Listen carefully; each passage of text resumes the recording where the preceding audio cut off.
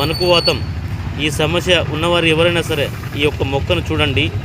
దీన్ని పేరెంట్ అలాక్ అని పిలుస్తారు, దీన్ని విషకూర అని పిలుస్తారు. ఇది చాలా అద్భుతంగా పనిచేస్తుంది ఈ జబ్బు పైన. దీని యొక్క ఆకులను పచ్చి ఆకులు తీసుకొచ్చుకొని దీనికి సమానంగా బెల్లం వేసుకొని పాత బెల్లం తీసుకొచ్చుకొని మెత్తగా నూరుకొని సీసంగులి పరిమాణము ఉదయం సాయంత్రం ఇస్తూ ఉంటే కొన్నాళ్లకు ఈ పార్కిన్సన్ కంపవాతం అనేది పూర్తిగా నివారణ జరుగుతుంది. ఎవరైనా దీన్ని ఉపయోగించుకోవచ్చు. నరాల వీక్నెస్, నరాల బలహీనత ఉన్నవారు కూడా ఉపయోగించుకోవచ్చు.